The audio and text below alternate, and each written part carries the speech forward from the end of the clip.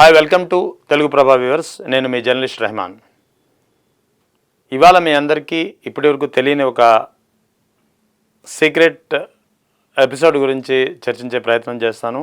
ముఖ్యంగా మీరందరూ వినే ఉంటారు, ముఖేష్ అంబానీ కుమారుడు అనిల్ అంబానీ స్థాపించినటువంటి వంతారా ప్రాజెక్ట్ ఇటీవల గత కొద్ది రోజుల క్రితం ఇది వార్తల్లోకి ఎక్కింది. దాదాపు మొత్తం నేషనల్ ఇంటర్నేషనల్ మీడియా దీన్ని ఒక ప్రధాన ప్రచారాస్త్రంగా మలిచింది.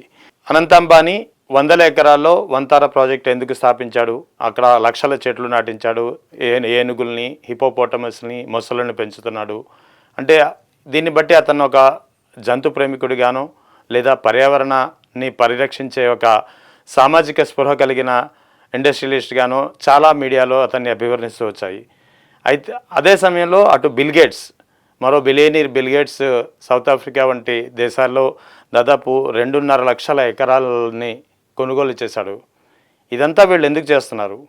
కేవలం పర్యావరణాన్ని పరిరక్షించడానికే చేస్తున్నారా, లేదా దీని వెనక ఏదైనా సీక్రెట్ ఉందా అంటే ఖచ్చితంగా ఉంది. ఇదొక ఇప్పటివరకు మీకు మాకు తెలియని చాలా పెద్ద గేమ్ దీని వెనకాల నడుస్తూ వస్తోంది. ఇదే కార్బన్ క్రెడిట్స్ వ్యాపారం.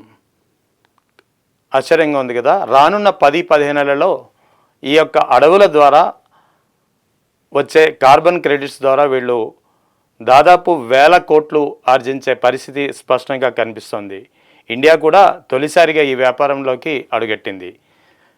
అసలు కార్బన్ క్రెడిట్స్ అంటే ఏంటి, ఇండియా ఎందుకు ఈ వ్యాపారంలో అడుగెట్టింది, వంతారా ప్రాజెక్టు వెనకాల సీక్రెట్ ఏంటి, ఎందుకు వంతారా వెనుక అంత పెట్టుబడులు పెడుతున్నారు, రానున్న భవిష్యత్తులో అంటే రానున్న కాలంలో ఈ యొక్క ప్రాజెక్టుకి ఈ కార్బన్ క్రెడిట్స్ వ్యాపారానికి ఉన్న భవిష్యత్ ఏంటనేది కూలంకుషంగా ఒకసారి తెలుసుకునే ప్రయత్నం మనం చేద్దాం.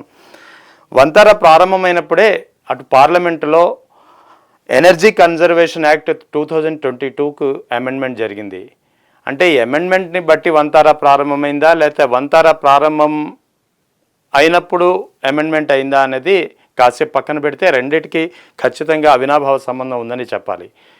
ఎందుకంటే ఇదొక సీక్రెట్ వ్యాపారం ముందే చెప్పాం మనం. దాదాపు 10 ఏళ్లలో అడవుల ద్వారా 1000 కోట్లు ఆర్జించే పరిస్థితి కనిపిస్తుంది. అసలు కార్బన్ క్రెడిట్స్ అంటే ఏంటి, ఇండియా ఎందుకు ఈ వ్యాపారంలోకి అడుగెట్టింది, అదొకటి ఇప్పుడు తెలుసుకునే ప్రయత్నం చేద్దాం. కార్బన్ క్రెడిట్ అంటే జనరల్గా మనం చెట్లు చూస్తుంటాం. చెట్లు అనేవి కార్బన్ డైఆక్సైడ్ అంటే కార్బన్ డైఆక్సైడ్ ప్రకృతిలో ఉండే కార్బన్ డైఆక్సైడ్ని సంగ్రహించి ఆక్సిజన్ని విడుదల చేస్తాయి.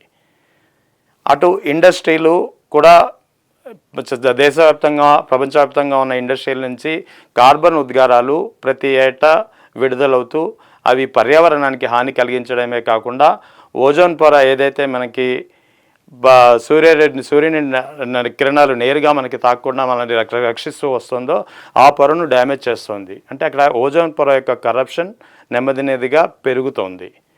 సో ఇదంతా ఇప్పుడు దేనివల్ల జరుగుతుంది, వివిధ రకాల ఇండస్ట్రీల నుంచి వచ్చే కార్బన్ ఉద్గారాల వల్ల జరుగుతుంది. సో చెట్లు అనేది నాటమని అందుకే చెప్తుంటారు. చెట్లు ప్రగతికి మెట్లు అంటారు.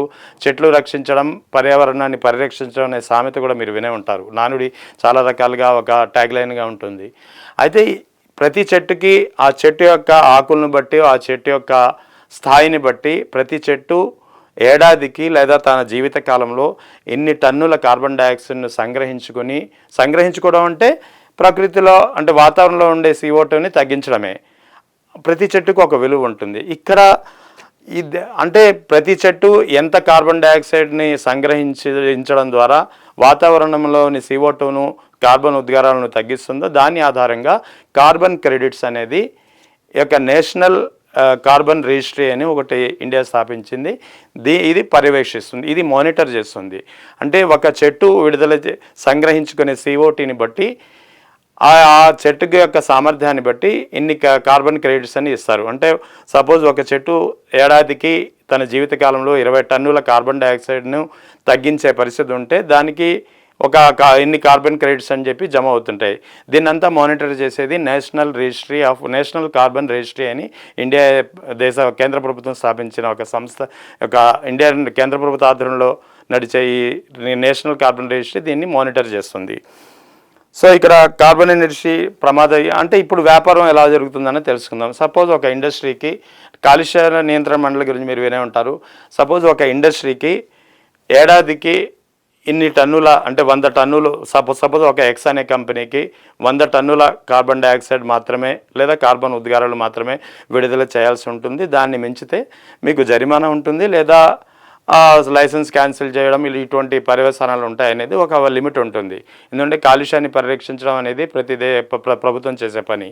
సో ఒక ఎక్స్ అనే కంపెనీ ఒకవేళ ఆ నిర్ణీత ఏడాది సమయంలో 100 టన్నులు కాకుండా 150 టన్నుల కార్బన్ డైఆక్సైడ్ని విడుదల చేసింది అనుకోండి, కాలుష్య నియంత్రణ మండలి ఏదైతే మానిటర్ చేస్తుందో ఆ సంస్థ దీనికి 50 టన్నులు ఎక్స్ట్రా విడుదలైనవి కాబట్టి దానికి సంబంధించిన పెనాల్టీ చెల్లించాలి, లేదా ఇందుకు బ్యాలెన్స్ చేస్తూ కార్బన్ క్రెడిట్స్ని మీ సర్టిఫికేట్ని మీరు సమర్పించాలని చెప్పి ఒక ఆదేశిస్తుంది. సో మరి కార్బన్ క్రెడిట్స్ ఎక్కడి నుంచి వస్తాయి?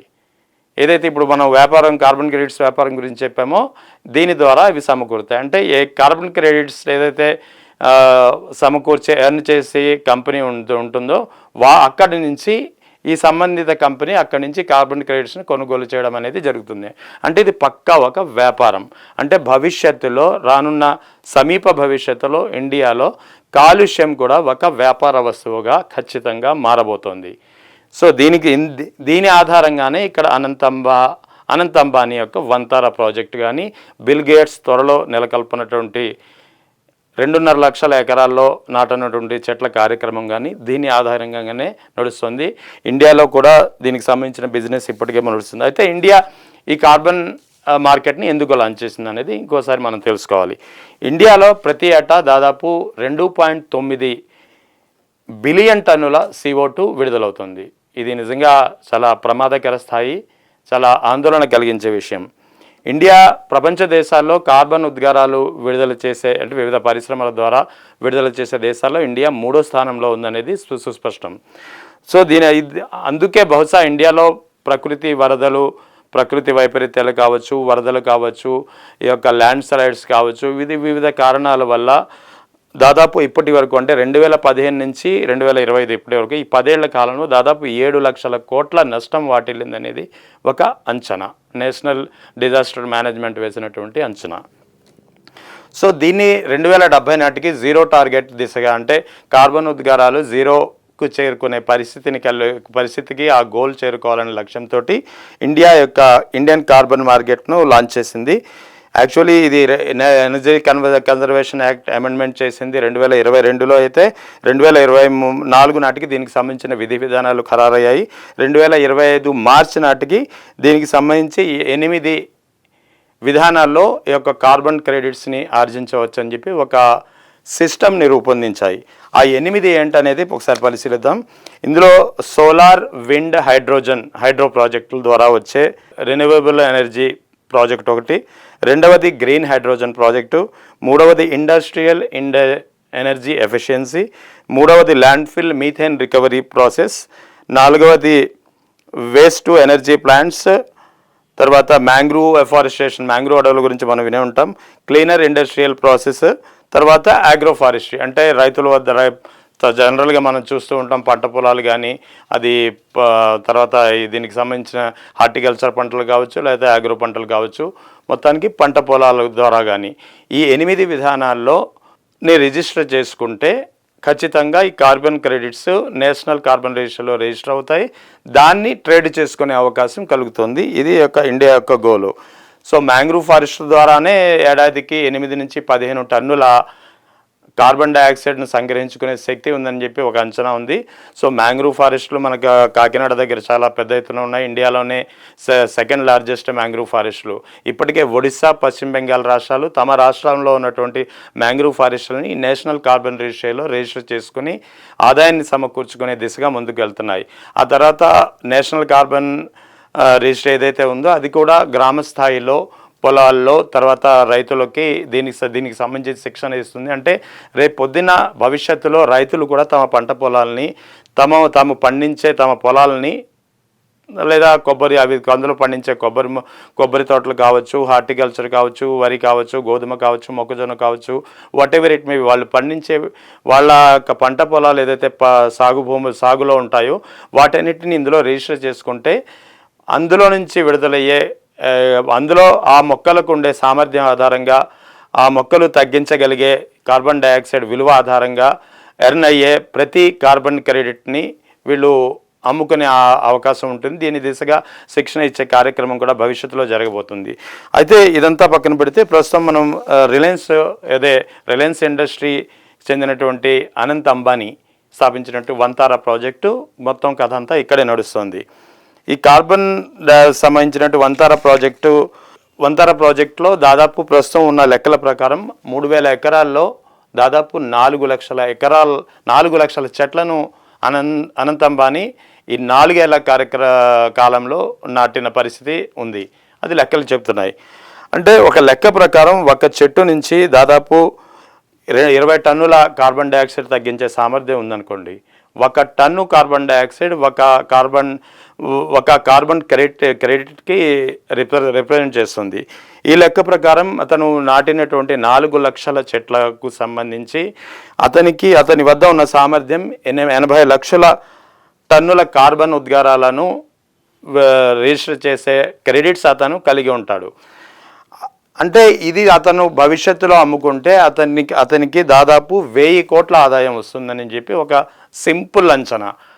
ఈ లెక్కన మొత్తం అతని వద్ద ఉన్నటువంటి రిలయన్స్ ఇండస్ట్రీస్ వద్ద ఉన్నటువంటి మొత్తం వివిధ రకాలుగా వేరే వేరే రూపాల్లో వేరే వేరే ఇండస్ట్రీస్లో ఉన్న అన్ని భూముల్లో కూడా వీటిని చెట్లను నాటే కార్యక్రమం చేయడం ద్వారా ఈ వంతారా ప్రాజెక్ట్ ద్వారా భవిష్యత్తులో 1000 కోట్లకు పైగా ఆర్జించే పరిస్థితి స్పష్టంగా కనిపిస్తుంది. ఇదే వంతారా ప్రాజెక్ట్ యొక్క వెనుకాల ఉన్నటువంటి సీక్రెట్ బిజినెస్.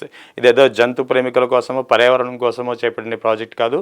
ఇది పూర్తిగా వైల్డ్ లైఫ్ ప్రాజెక్ట్ కానే కాదు, ఇది పక్కా బిజినెస్ ప్రాజెక్ట్. ఇది అటు బిల్ గేట్స్ కూడా 2.5 లక్షల ఎకరాల్లో చెట్లను నాటే కార్యక్రమం ద్వారా కూడా అతను దాదాపుగా 15,000 కోట్ల వరకు ఆర్జించవచ్చని లెక్కలు చెబుతున్నాయి. ఇది మొత్తం నేషనల్ కార్బన్ రిజిస్ట్రీ గురించి ఒక లెక్కలు. అయితే ఇక్కడ ఇంకొక విషయం తెలుసుకోవాలి మనం, ఈ సిస్టమ్ ఎలా వర్క్ చేస్తుంది, అసలు ఈ సిస్టమ్ని ఎవరు పర్యవేక్షిస్తారు అనేది ఒకసారి మనం ఆలోచించుకుంటే మొత్తం ముందుగా చెప్పినట్టే ఇండియన్ కార్బన్ మార్కెట్ని ఎవరు లీడ్ చేస్తారు, ఎవరు దీన్ని మానిటర్ చేస్తారు అనేది ఒక ప్రధాన అంశం. దీనికి సంబంధించి సెంట్రల్ ఎలక్ట్రిసిటీ ముందుగా ఇంధన శాఖ, ఏదైతే ఇంధన వనరుల శాఖ ఉంటుందో ఇది నేషనల్ క్లైమేట్ పాలసీని డిసైడ్ చేస్తుంది. దీనికి అంటే ఇందాక మనం చెప్పుకున్నాం కదా కార్బన్ క్రెడిట్స్ అనేది, ఈ కార్బన్ క్రెడిట్స్ని మంజూరు చేయడము లేదా దీనికి సంబంధించినటువంటి కార్బన్ క్రెడిట్స్ వ్యాపారంలో దిగే ప్రాజెక్టులను ఆమోదించడం అనేది ఇంధన శాఖ ఆధ్వర్యంలో జరిగే పని. తర్వాత బ్యూరో ఆఫ్ ఎనర్జీ ఎఫిషియన్సీ అనేది దీన్ని మానిటర్ చేస్తుంది. Central electricity regulatory commission registration ఎక్స్చేంజ్లు ఉంటాయి, దీనికి సంబంధించి ట్రేడింగ్ కూడా ఆమోదిస్తుంది. అంటే ప్రతి లావాదేవీ కార్బన్ క్రెడిట్స్కి సంబంధించినటువంటి ప్రతి లావాదేవీ కూడా నేషనల్ ట్రేడింగ్ ఎక్స్చేంజ్లో ఖచ్చితంగా రిజిస్టర్ అవుతుంది. అంటే ఇది సింపుల్గా చెప్పుకోవాలంటే కనిపించని వస్తువు యొక్క వ్యాపారం. అంటే సపోజ్ మనం ఇప్పుడు డిజిటల్ గోల్డ్ అనే వ్యాపారం చూస్తున్నాం కదా, గోల్డ్ డిజిటల్ రూపంలో ట్రేడ్ చేసుకునేది. అంటే ఇది కూడా ఒక డిజిటల్ రూపంలో నేషనల్ కార్బన్ రిజిస్ట్రీ వద్ద ప్రతి కార్బన్ క్రెడిట్ రిజిస్టర్ అయి ఉంటుంది.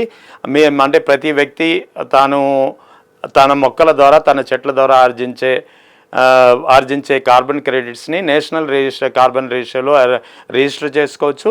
అక్కడి నుంచి వీళ్ళు ట్రేడ్ చేసుకోవడం ద్వారా ఆ యొక్క సర్టిఫికేట్ ద్వారా ఆ ఈకో బ్యాలెన్స్ అవుతుంది అనేది చెప్పి ఇండియా కేంద్ర ప్రభుత్వం యొక్క ప్రధాన ఉద్దేశం. మొత్తానికి ఒక చెట్ల ద్వారా కూడా భవిష్యత్తులో అంటే మీరు నాటే ప్రతి చెట్టు ఇకపై మీకు కేవలం పర్యావరణాన్ని పరిరక్షించడమే కాకుండా మీకు ఆదాయాన్ని సమకూర్చనుంది.